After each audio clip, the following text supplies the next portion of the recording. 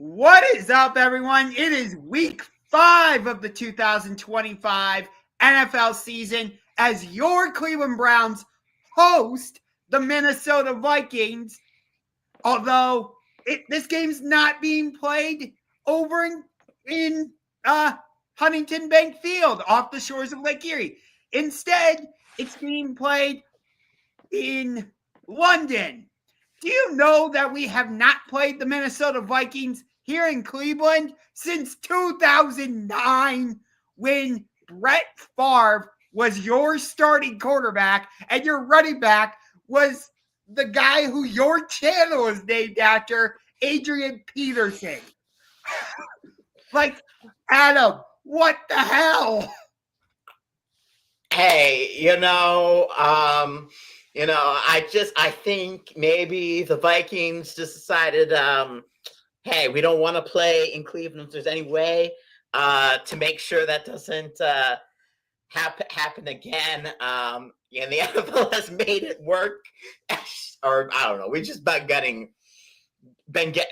lucky with that, or maybe it's just like or maybe the Browns said, after Adrian Peterson in 2009 made that incredible run where he shaked off 3-4 tacklers, like, hey, we don't want to see the Vikings in Cleveland again, and so maybe it's your guys' fault that we haven't played in Cleveland since 2009. Maybe. That is quite the intro. Of course, with the Vikings, I gotta get my man Adam, a.k.a. Minnesota Vikings Man 28. Shout out to my man Tom Grossi, because it was through one of his live streams that allowed me to connect with this fella. We, of course, collabed back in, 2017? We collabed in 20. I remember we was it 20? We collabed in 20. Was it 2020? Oh, the last time we played was. I remember the last time we played was 2021. That's when it was then. I remember that because 2017. That was when we played in London the last time. Yep. 2021. I do remember because I was not in my house. I was actually I was live streaming on at a family member's house because I remember I was on vacation, and that was when we lost that bet to me. I lost a bet to you, and I had to sing that Browns song, and I'm like, okay, I felt good that we were gonna win that game, but then we lost in a close, low-scoring game, 14-7. 14-7, and we scored that opening touchdown. And I don't know if it was the first drive or the second drive that we were on, but we scored that touchdown. I thought we were on our way to win, and then I don't know what happened from there. It's just the offense stalled. And looking at this game ahead, I feel like I have a feeling I'm gonna get some flashbacks 4 years ago, because I'm having a feeling that this could possibly be a low-scoring game. I would expect so, because in 2025 we've got Carson Wentz going against Dillon Gabriel. Dude, are we in some alternate universe or something? Because if you would have told me at the start, or if you would have told me that going into this game, that would be the quarterback matchup, I would have said, what are you drinking, and can I have some? Yeah, going into the season, everyone knew that the Vikings, J.J. McCarthy, coming off the injury from last year, going to be quarterback one. He started the first couple games, and then late in that Falcon game, he got a right ankle sprain, played through the rest of that Falcon game, and then he was ruled out for that, and then he was ruled out, but they did not put him on short term IR, but he did miss the Bengals, and then last week against the Steelers, and then he's going to miss. He's officially ruled out for this game against the Browns. and possibly going to be returning after the bye week to face the Philadelphia Eagles. But yeah, Carson Wentz in 2025, I had no plans of him. Starting at least if he, at least not this this early. So, and then with the Browns, Dillon Gabriel, I thought if Joe Flacco started looking bad, that they would probably start him because you have your bye week next week. If I'm not No, we have our bye week 9. Week 9. Oh. Oh, yes. Okay. So you don't have your bye week right after London like we do. I think for you guys, the reason you have your bye week is because you played in Ireland and now you're playing in London. Whereas for us, we have to play at the Steelers next week. Wow, that is not great. But Dillon Gabriel, I did not have him on the radar. I thought maybe it would be more later in the season if you would have started Gabriel. I did not I know maybe, I don't know if some people had Shadur maybe as an option, but I always knew that if Joe Flacco was something were to happen to him, or they decided to bench him, that was going to be Dillon Gabriel. But I was not expecting week 5 already. Same. Yeah. I thought we would see Dillon Gabriel make his debut in Cleveland week 7 against fellow lefty Tua Tagovailoa and the Miami Dolphins. Right. I legitimately thought that going into week 6 in Pittsburgh, we were going to get a quarterback matchup of Aaron Rodgers against Joe Flacco, and I was ready to laugh my ass off. Yeah, that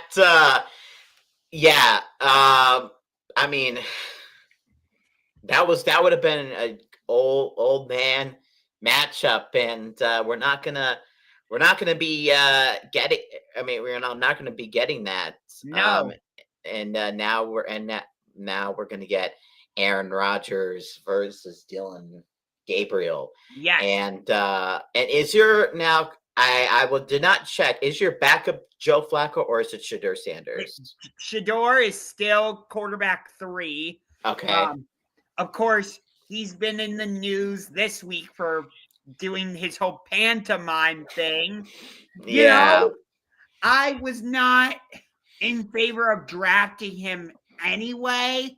Yeah. When we did, it was not surprising given our ownership.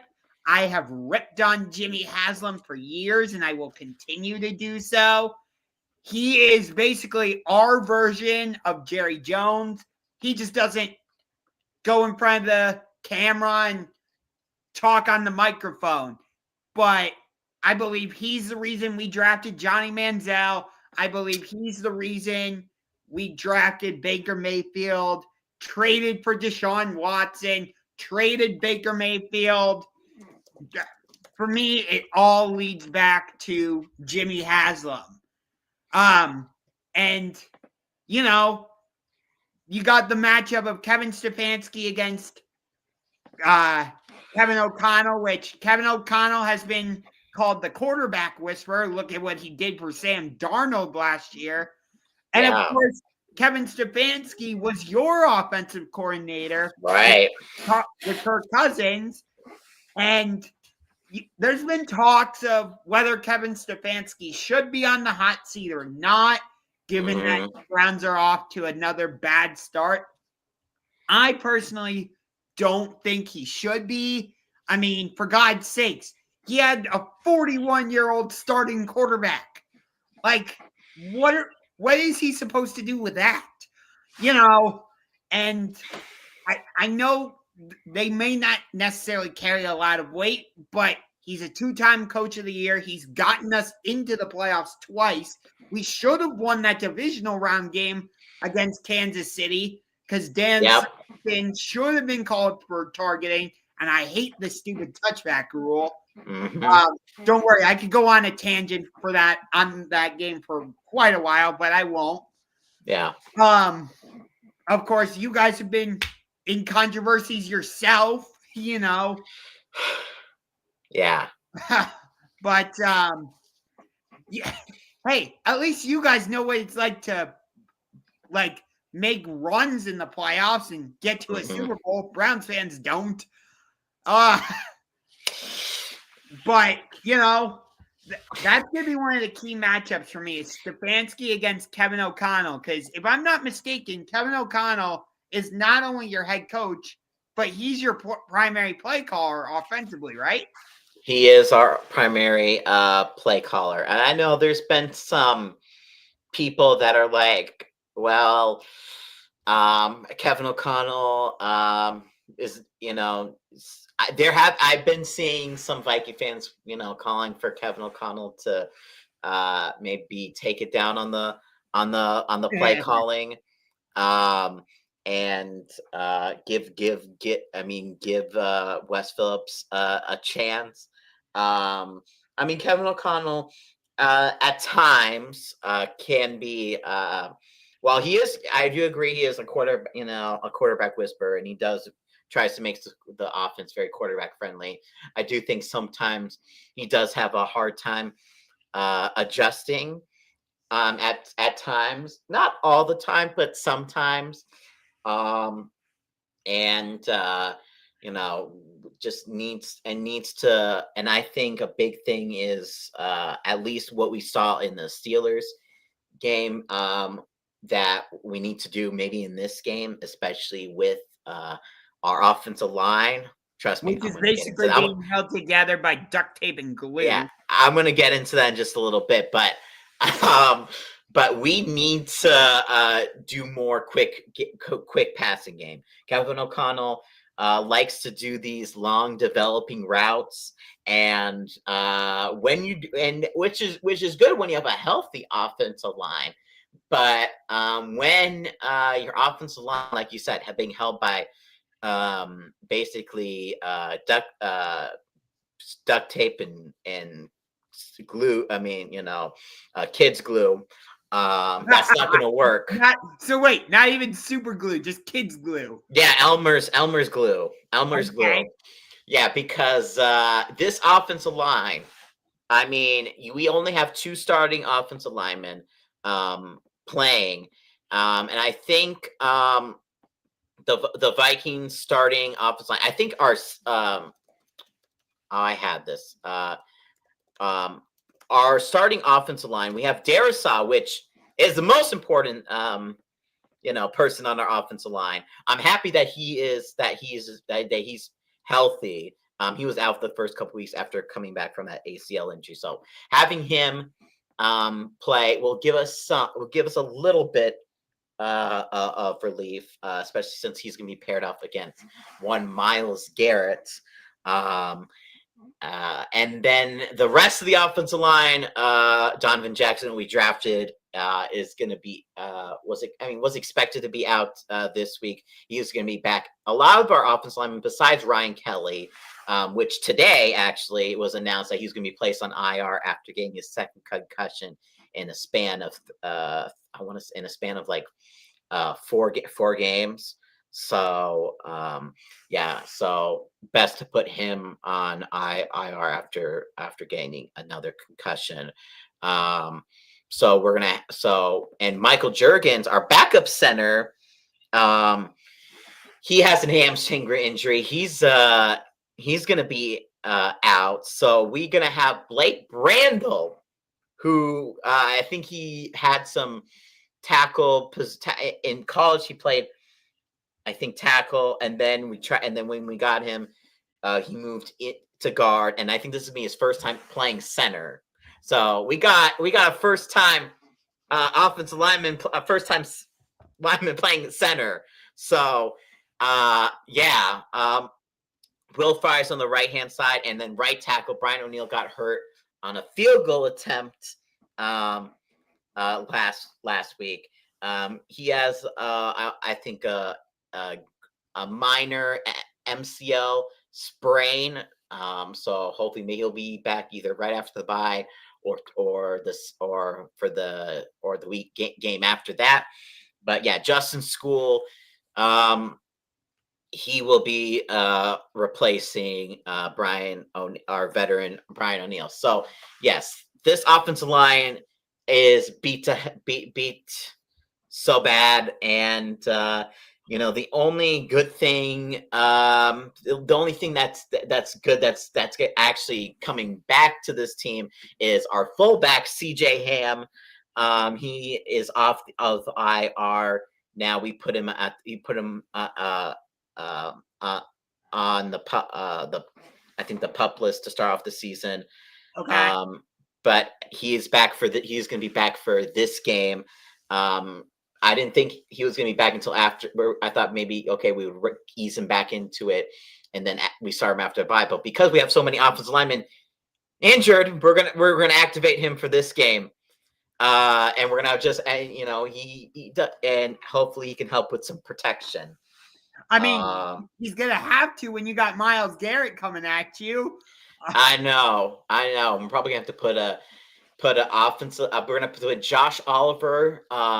We got a blocking tight end in Josh Oliver. We might have to use him as an extra help on the offensive line. Even though, Darius. I hope Darisaw can do his best. Just him against Myles Garrett, and then we could put Josh Oliver on the other side with Justin School, because Justin School, I won't lie, he has been struggling. He struggled in the games that he had to fill in for Darisaw the first 2 games. So I'm hoping maybe Josh Oliver can help with that. And that's also a reason why maybe, if for people who've drafted TJ Hawkinson, that's probably that's another reason why Hawkinson has not been, I would say, as productive, because he's been also helping out with that protection, because we haven't had our starting offensive line has not played one down together this entire season. Yeah, so, and from what I understand, the offensive line unit you're putting out there has not played one down together. Yeah. And now you got arguably the best defense in the league coming after you, because not only do you have Myles Garrett along the defensive line, you got Carson Schlesinger, the linebacker who was drafted out of UCLA. You got Malik Collins. You got, let's see, who else? Oh, Shelby Harris, our rookie Mason Graham out of the University of Michigan. I mean, it's not just Myles Garrett, but that is one of my issues, though, with our defense, despite how strong we are. When you look at it, Myles Garrett has always been more effective when he's had a Robin on the opposite side. Because I know you guys are going to constantly double Myles Garrett, because he is, the biggest threat to you guys offensively. I wish we had somebody on the opposite side. Like when we had Jadeveon Clowney, I felt much better, because you couldn't just double Myles Garrett, because then, boom, you got single coverage with Jadeveon Clowney. Or when we had Zadarius Smith, I felt great about that because of the same reason. I know hearing that name gives you flashbacks. I know. Yeah. I don't worry, I did that on purpose. But okay. But what I'm saying though is, like, when we had Zadarius Smith on the opposite side, you couldn't double team Myles Garrett, because, well, there's Zadarius waiting for you, So that's one of my issues right now with the Browns defensively. I'd like it if we had somebody who could kind of emerge and be that Robin to Myles Garrett's Batman. Yeah, I sort of feel that, because with the Vikings, it's sort of right now the same thing, because, we would have Gernard and Van Ginkel on each side, but Van Ginkel, he's been having neck problems, and I'm a little bit worried about that down the line. I hope it's not a major injury, but we'll see how he heals after the bye week. But for us, I love when Grenard and Van Ginkel are on each side. I love that for them, and having that double trouble on either side of the edges. So trust me, yeah, I get that, and with this Brian Flores defense, they love to blitz, and they have done very well. Brian Flores, one thing he has done very well is against rookie quarterbacks, and I'm hoping that continues this week against Dillon Gabriel. But I do feel like last week did show like a formula of possibly how you could possibly beat that Brian Flores defense, and I'm just hoping that Dillon Gabriel does not have what Jackson Dart had last week in his first start. So, but you never know. Maybe that will be the case. Yeah, I really liked Dillon Gabriel at Oklahoma, and then when he transferred to Oregon. So I was very excited when we drafted him. Because he's willing to take the deep shots, which it felt like Joe Flacco was very reluctant to do. Yeah. I'm not going to say he's like Aaron Rodgers, but he can move around in the pocket like Aaron Rodgers. Again, not trying to compare the two. Right. But I feel like Dillon Gabriel has that same characteristic, which we saw was effective for Aaron Rodgers against a Brian Flores defense, which is another reason I'm like, wait, we're starting DG this week? Like, you really want him going against a Brian Flores defense in his first start? Mm-hmm. That scares me, honestly. But what also scares me is number 18, because he is, for me, he is the best wide receiver in the NFL. You could make a case for Jamar Chase and A.J. Brown and others. I get it. But Justin Jefferson, for me, just is beautiful to watch him. He can run any route.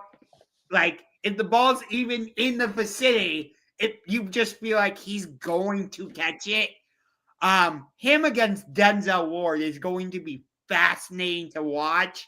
Mm-hmm. But what I also like about your offense is it's not just Justin Jefferson. I know he's the primary guy, but now you've got Jordan Addison back after him being suspended. You traded for Adam Thielen. You mentioned TJ Hawkinson. You guys like to use him in the passing game.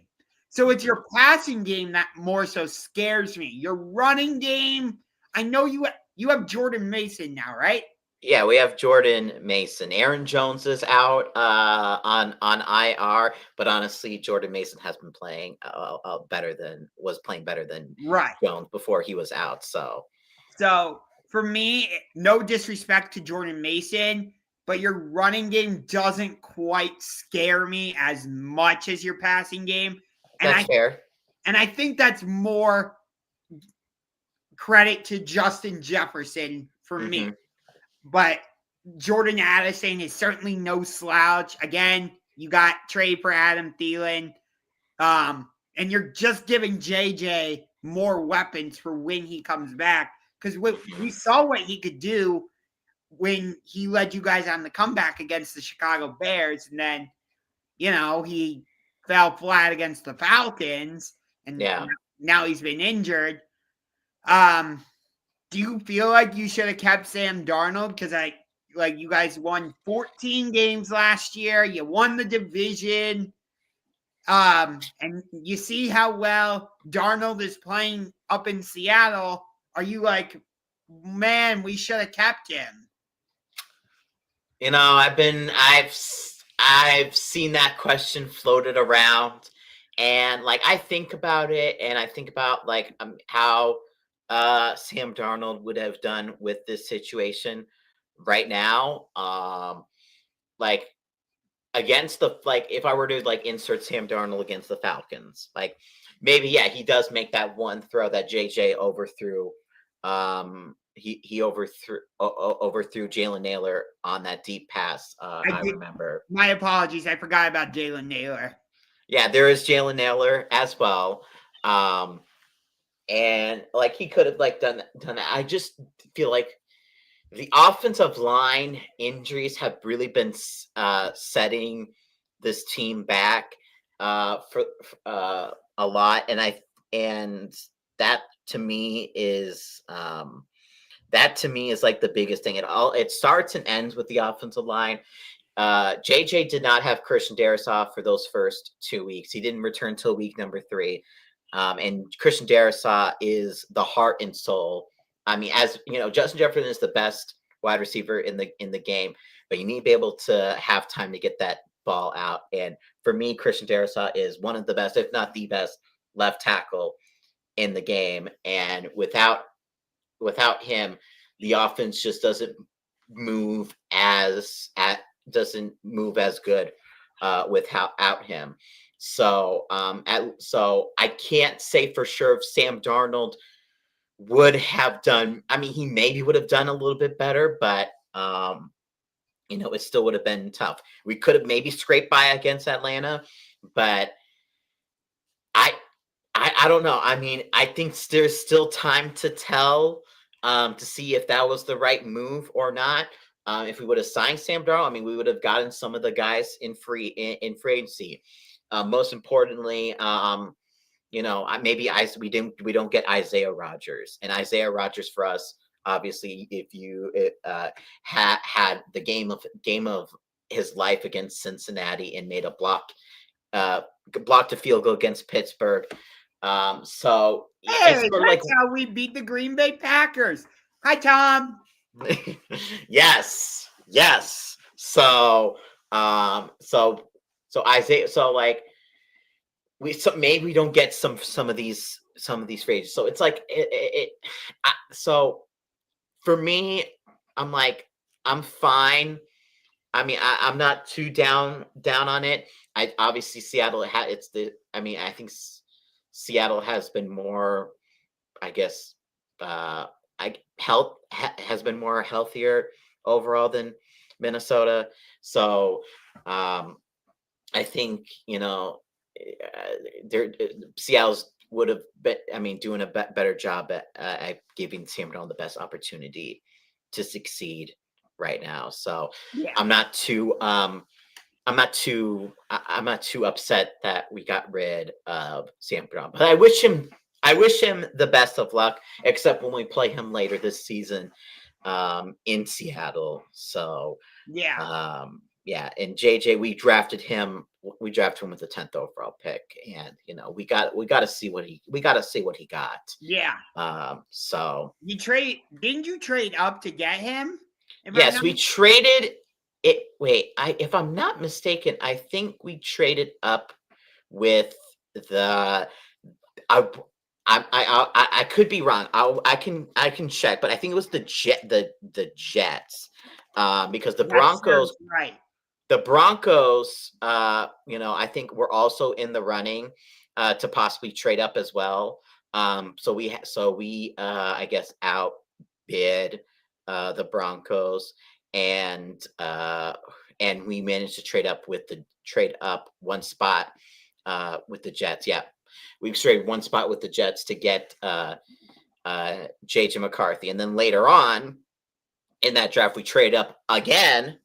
And we traded to get Dallas Turner. So yes, I do remember that. Yeah. Do you feel like Dallas Turner has been a big help for your defense so far?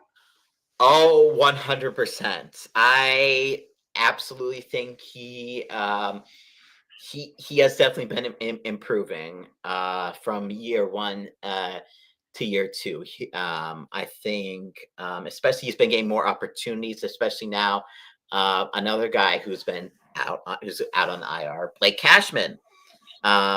He's been out, and I mean, I still would, having Blake Cashman has hurt because, I feel like our run defense was a little bit better with Blake Cashman, but I feel like Dallas Turner provides some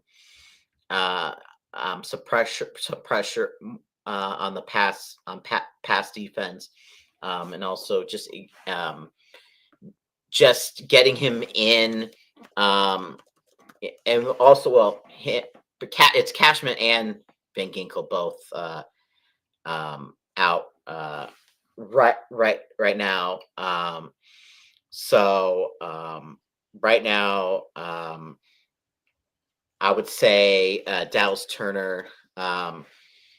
Because he's filling in. He's actually filling in for Van Ginkel, so he's playing more on the edge, that 1-2 with Grenard.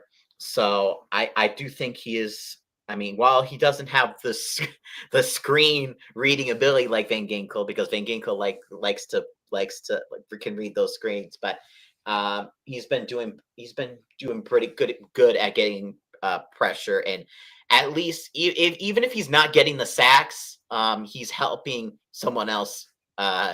He gets enough pressure where maybe he can get someone else a sack. So yeah. But talking about your defense, when I look at and matching up with our offense, of course, I think our offense, especially with a rookie quarterback, is going to go through Quinshon Judkins, our fellow rookie. He's become our starting running back since he's come back from his suspension.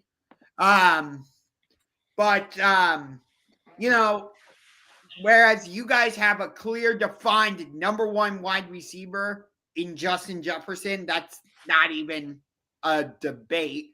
I feel like we don't have a clear cut number one wide receiver. I know we have Jerry Jeudy, and he's had some nice games. Don't get me wrong, but I wouldn't look at him and say he's for sure our number one.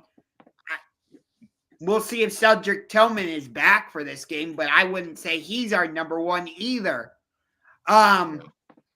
So that's one of my major issues is when I look at the Vikings, if it's 3rd down and 5, we know who the ball is going to. It's going to Justin Jefferson.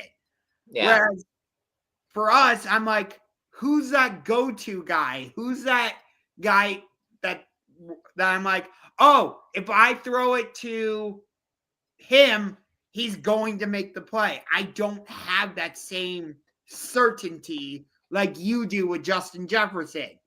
I'm not asking for the Browns to get a wide receiver the caliber of Justin Jefferson, because for God's sakes, wide receivers like that don't grow on trees. I get it. Right. But still, even when we had Amari Cooper, I didn't feel like he was a clear-cut number one wide receiver. That's been one of our biggest issues. And maybe that would change if Stefanski gave up play calling and allowed our offensive coordinator, Tommy Rees, to do the play calling. I talked about this with the guys from Roar of the Lions UK last week.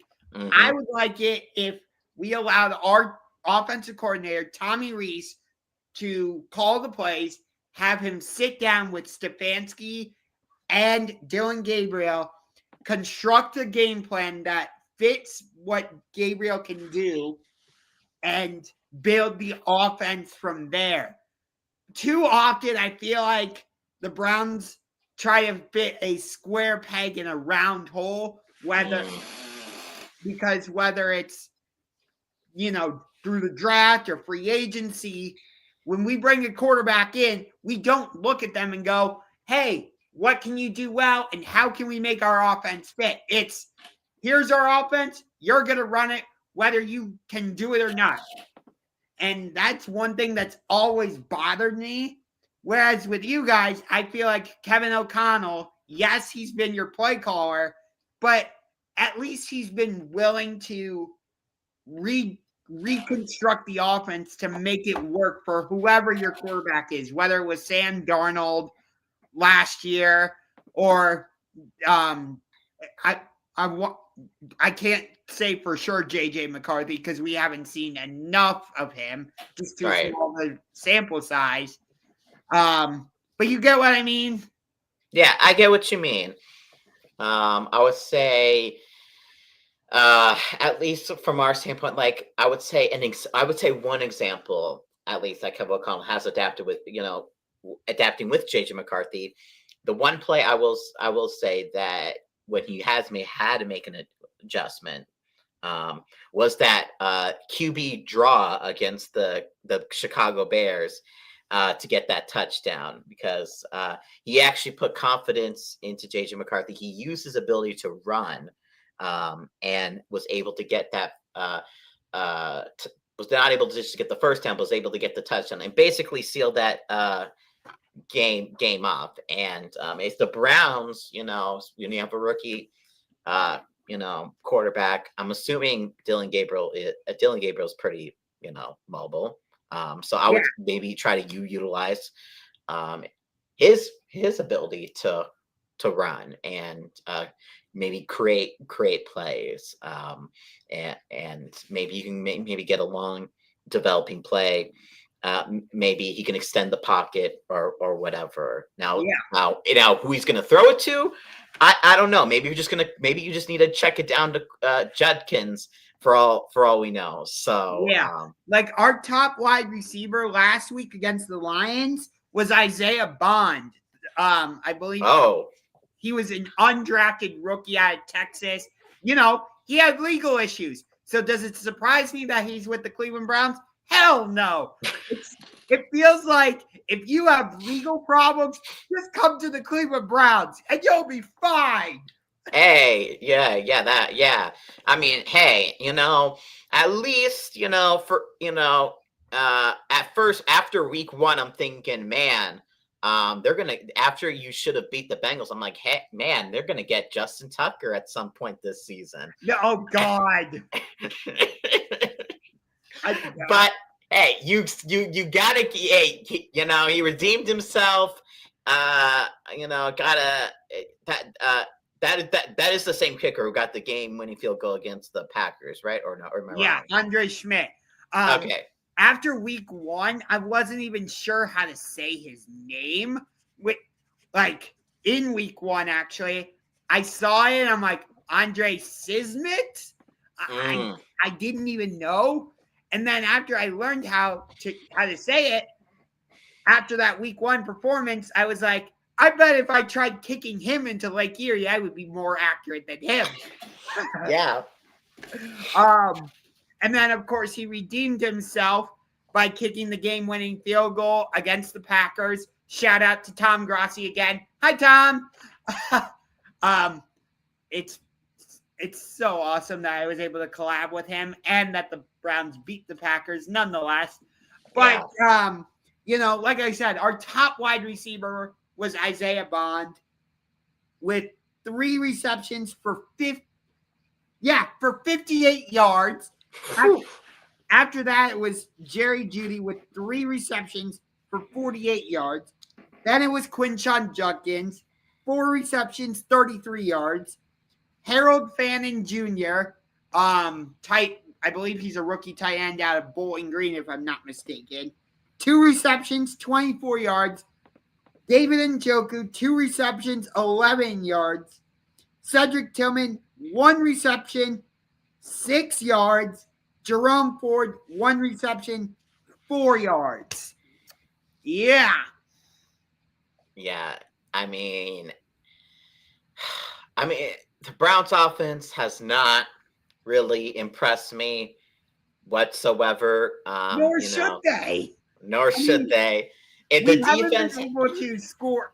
The most we've been able to score in a game this season has been 17. And we did that twice. Oof. No, actually, we did that once because we got 16 in our first game, 17 in our next game against the Ravens, 13 against the Packers, which was somehow enough to win, and then we got 10 against the Lions last week. So we have not scored 20 points once yet this season. Okay. So It's like that just gave me. Yeah. So this just okay. So all we need to do is score 20 points, and we're gonna win, and we can win this game. So that's not asking Carson Wentz to do too much, is it? I mean, against that Browns defensive line, I feel like it's asking a lot because, I mean, in 3 quarters before we actually started actually trying to come back against the Steelers, we only scored 6 points in 3 quarters before the Steelers decided to give us some breathing room and almost try to give us that game away. And I really thought we would maybe come back, but the Steelers, they like to they like to be 9-8 at somehow, some way, and they're going to find a way. They're going to find a way to do that. So the fact that they're winning this division right now is hilarious. Honestly, it is. I don't understand. Like, to me, it just I don't understand, but yet for some reason it just makes perfect. It just makes sense. It's like, oh yeah, you know what? Steelers, they win the division. They're 3-1. And I mean, I did not think the Ravens would have the problems that they would be having.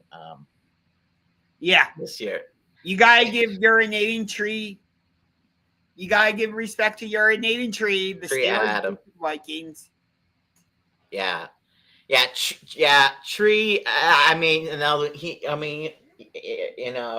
Steelers did not make that easy on him. Like they held on. They play, and they made the final. They got the pressure at the end. If Addison the Vikings would have been field goal range. I don't know if we would have had. It could have been maybe a small chance. Like, we could have had 1 second to spike it. I don't know if we would have had time to spike it. But Will Reichert is a good kicker. He in that Bengal game he broke the franchise record for longest field goal. So, we're going to need.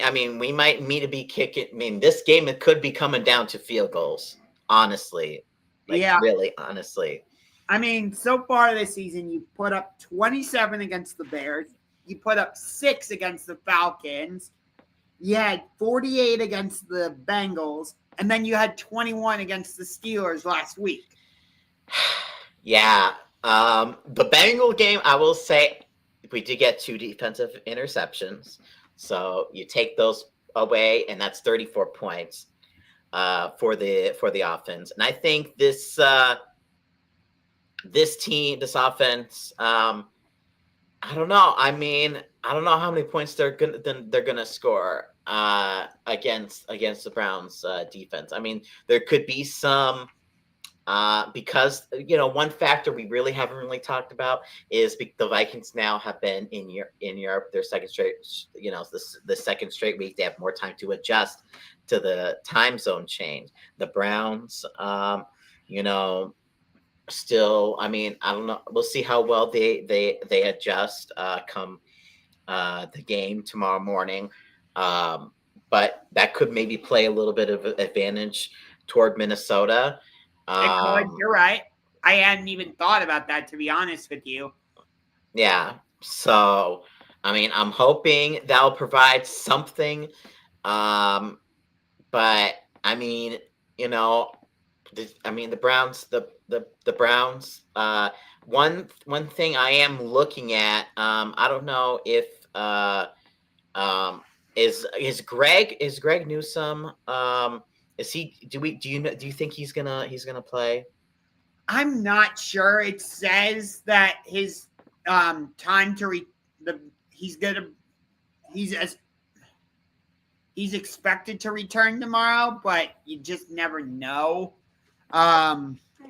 With that type of thing, it's hard to say because like we know Denzel Ward is going to be on Justin Jefferson, so it'll be interesting who Greg Newsome matches up with if he's able to play. Will it be Jordan Addison? Will it be Adam Thielen? Again, no disrespect to Naylor, but those are the primary three that really scare me are Jefferson for obvious reasons, Addison, and Thielen. So I'm looking up the Browns injury report now to see if they posted anything about it. Right, because I know he is like questionable with hamstring injury, and I know considering that popped up on that he wasn't on the injury report on Wednesday. He got that on Thursday, and if it's as severe as considering, well, I should say this. It doesn't seem to be as severe as like Lamar Jackson's hamstring injury, obviously, because he would have been listed as DNP for Friday. He was still limited participant on Friday. Yep. So he's listed as questionable. By the way, this is interesting. Myles Garrett was a DNP on Wednesday, and he was limited on both Thursday and Friday. But they took him off I saw they took him off the injury report, and like they didn't have like a injury designation for him, so he will be good to go. So he might be a tiny bit limited limited, but I feel like for the most part he should be like, full strength. So yeah, I would expect him to be. Grant Delpit, he was limited on Wednesday, but he had full practice on both Thursday and Friday. Although, according to the Browns, they did not conduct practice on Thursday, so participation is an estimate, probably because we used Thursday as our travel day to get over to London. Yeah. So, like, Newsome was limited on Friday. He's questionable. David Njoku did full practice on Thursday and Friday, though he was limited on Wednesday. So that's what I got for you in terms of our injuries. Mm-hmm. We're not nearly as banged up as you guys are, I can tell you that. Oh, yeah, that's one thing for sure. Yeah, we are in. I mean, a lot of the injuries, a lot of the outs were expected. Donovan Jackson, we knew that when he had the wrist surgery that he wasn't going to be back until after the bye week. Ryan Kelly, because of the concussion, we knew he wasn't going to be playing this week. JJ McCarthy, same thing, not until after the bye week. Brian O'Neill, earliest after the bye week. So that's why I'm really emphasizing the bye week. I really want to get to this bye week as soon as possible. Hopefully we can get a win out of it.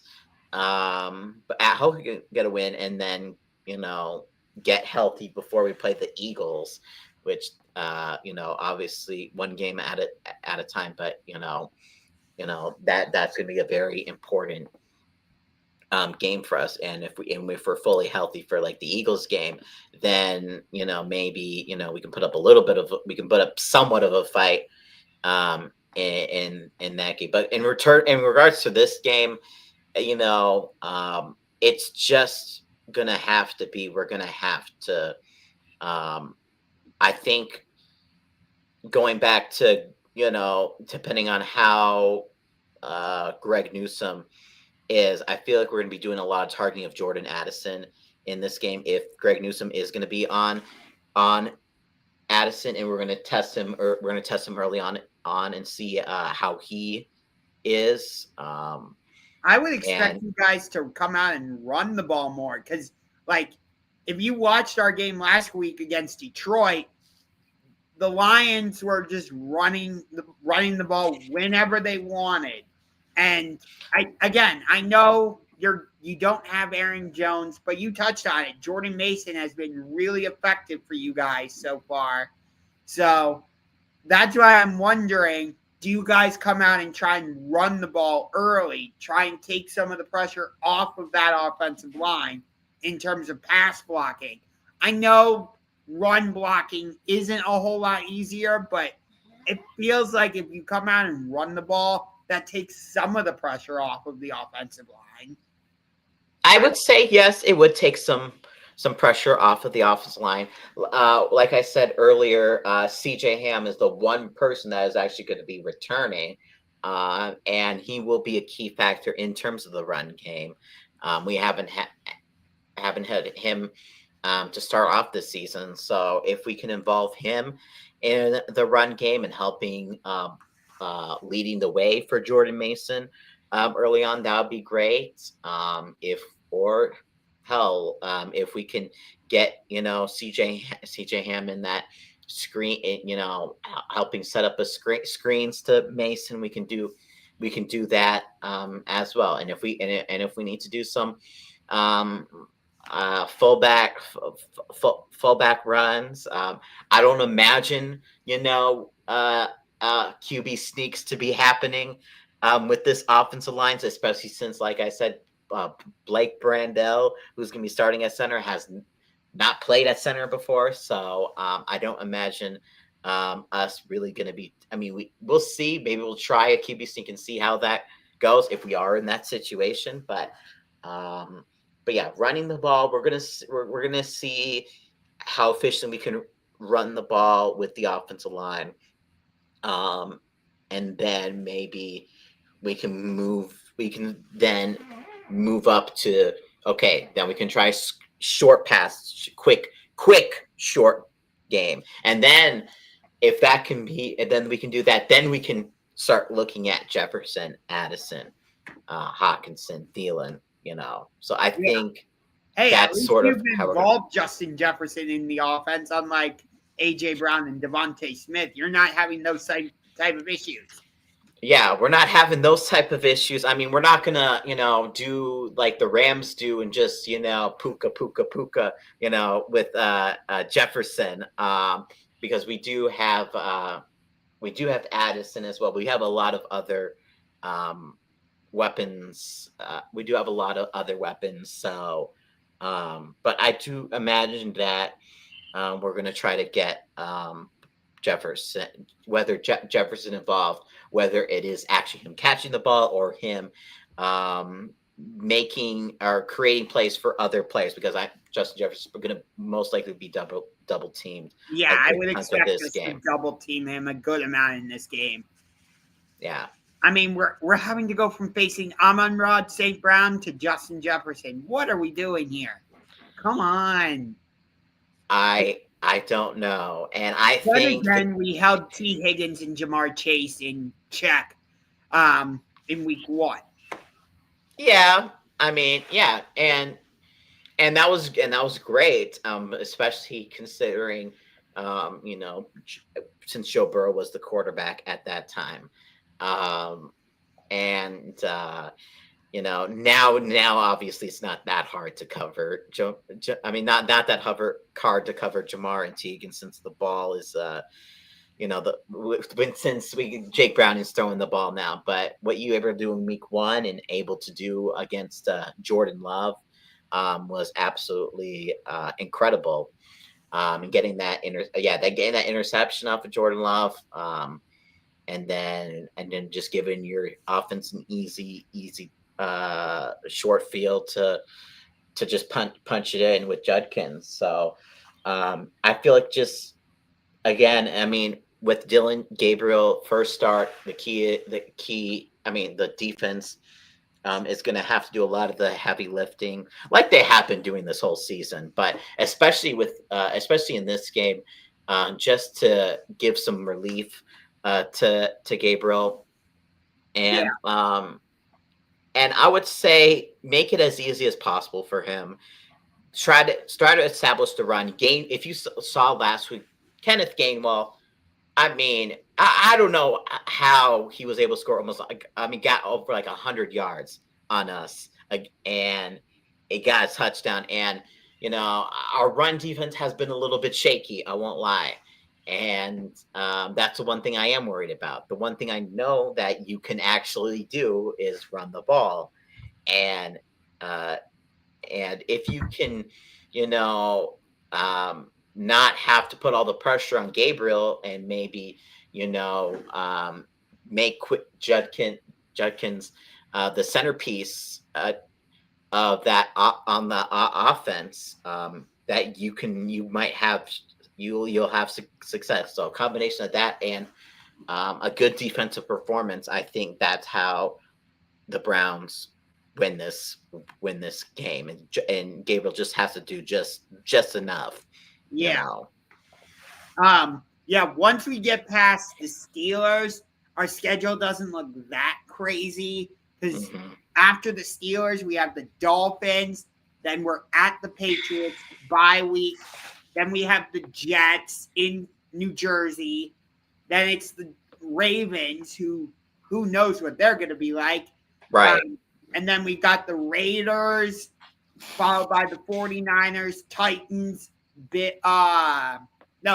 Titans, Bears, and then Bills, Steelers, Bengals. That's how our schedule finishes. So I think that's why we started Joe Flacco for these first 4 games, was because we had the Bengals, the Ravens, the Packers, the Lions, you guys, and followed by the Steelers.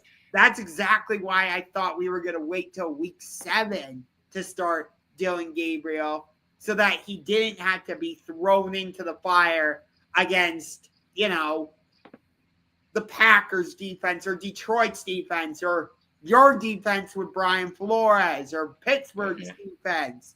I'm like, let's ease him into it against the Dolphins. They're having all their problems. They got their first win, but Tyreek's done for the season. It shouldn't be that difficult.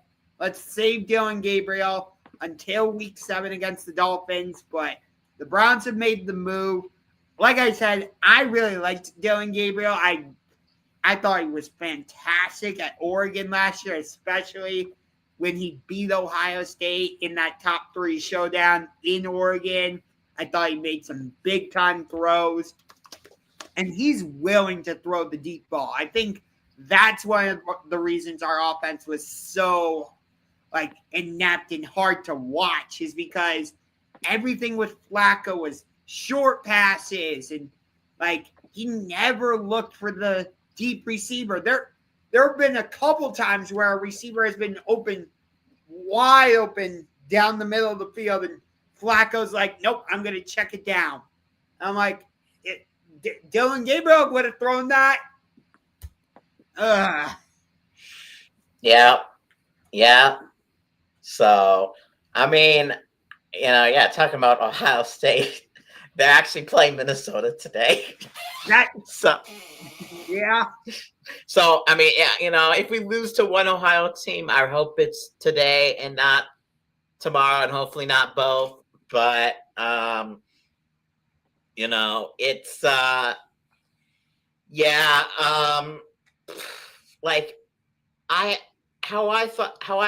this game honestly could go either way. I think my prediction, I had the Vikings winning 16-15, that type of game. Oh God, that was an ugly game. That would be painful to watch. Right. I had the Browns scoring a touchdown, 2 field goals, and a safety. Because this offensive line, this is how much I just don't, I don't know. I just don't trust this offensive line that much. But at the same time, maybe we can just do just enough to win this game. But honestly, if we lose the Browns, it would not shock me whatsoever. I know the pressure, after Detroit blew you out. But what I saw against how you guys defeat the Packers, I would not be surprised if that is, if you were to beat us, that is how you would beat us. Yeah. The only thing I would be shocked about is if you beat us in a complete blowout. That would be the only shocking thing, in my opinion. I don't think that's going to happen. You know, we've traded the last 4 meetings between these two. Like, we beat you both times in Minnesota in 2021 and 2013, but you beat us the last couple times we've been the home team, 2009 and 2017, although that 2017 game was also over in London. That, of course, was the season where we went winless. Yep. And we had I wasn't gonna say it, but you said it for me. Yes. We had Deshaun Kaiser as our starting quarterback for that game. Good Yeah. job. And I remember Adam Thielen did a soccer slide celebration, so I'm hoping that we get to see that again. Yeah. Good Lord.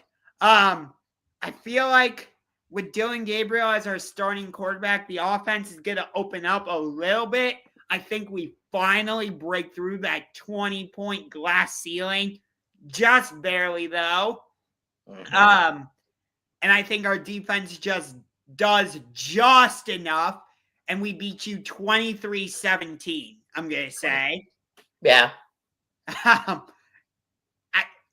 I want to say you guys can score more because I love your wide receiver trio, Jefferson, Jordan Addison, Adam Thielen. But as you've mentioned, I don't trust that offensive line. I don't trust Carson Wentz starting in 2025. Yeah. So I'm going to say you guys only score 17. I'm sorry. Hey, that's more than I had. So that's true. But here's the thing with me. I'm one of these honest Browns fans. Like, I picked them to go 6-11 to start the season. Maybe I was being a little optimistic there. But if I don't think they're going to win a game, I'm not going to pick them. But in this case, with you guys being so banged up, your offense doesn't quite scare me as much as it could have. Mm-hmm. So that's why I'm saying we come out victorious 23-17. We've done over an hour on this thing already. That's what happens when you get two people that just love to talk. Oh yeah, I honestly could go on, keep going on. Hey, so could I. But I kind of want to go watch Miami, Florida State, because that's a big time rivalry. Mm-hmm. So if you don't mind, I think we're going to wrap things up. Hey, and I want to see if Minnesota Gophers right now they're up 3-0 on Ohio State. So maybe we can get an upset in Ohio State. I mean, hey, for God's sakes, an 0-4 UCLA team just upset Penn State in the Rose Bowl. Please fire James Franklin, for God's sakes. I don't know what more it's going to take. And also, I want to go watch AEW Collision because I am a big AEW fan. So, right. Adam, as always, love talking Vikings Browns with you. Thank you. You're getting off the hook this time. No bet. Oh, okay. Thank you. Again, I'm disappointed that this game is in London because you guys are one of those teams I've wanted to see play in Cleveland. And I thought I was going to get that opportunity, and now I've been robbed again. You're going to have to wait at least, well, I guess maybe not. It might not be 4 more years because depending on where we place in the division, I know now that we have that 18th, that 17th game that, I don't know that we could potentially maybe we could possibly play sooner than that 4-year time window. Yeah. So, but the next time we play each other, it'll be in Minnesota. So you guys won't come back to Cleveland. Oh, right. That's right. It would be 8-year window. Yeah. Yep. Well, you guys are supposed to come back to Cleveland in 8 years, but we'll see. We'll be in our new stadium by then.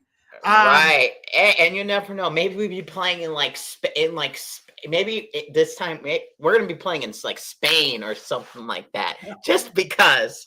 Yeah. It's like the NFL knows that I want to see the Vikings in Cleveland, and they somehow are like, let's screw Unger again. It's like they somehow know that I want to see you guys play here, and they just keep screwing me. Like, Yeah. if I were to see you in a preseason game, for me, that does not count. It's the same way I felt about the Packers. Like, I saw them in preseason last year, but for me, no good. It has to be a regular season game. Right. So okay, that makes sense. That's part of the reason why I'm extremely frustrated that this game is in London, because I'm like, I saw the schedule. I'm like, yes, we're playing the Vikings at home. I finally get to see them. And then, nope, it's in London. I'm like, why? Yeah. And Justin Jefferson will be 34 years old by then. So I wanted to see Justin Jefferson. Come on, schedule makers. Can't you throw me a bone? No pun intended. But that's going to do it for this week 5 edition of the Sports Room. Adam, like I said, it's always a pleasure talking Vikings Browns with you. Yep. And if you're live streaming tomorrow, I will be in live stream. Yep. So be on the lookout for that, my friend. Yeah, early one tomorrow, guys. Yeah. Unfortunately, maybe I should start live streaming during Browns games. I don't know. I've given it some thought. But in the meantime, I'll be in the live chat for your live stream, and I'll see you in 4 years. Yeah, see you in 4 years.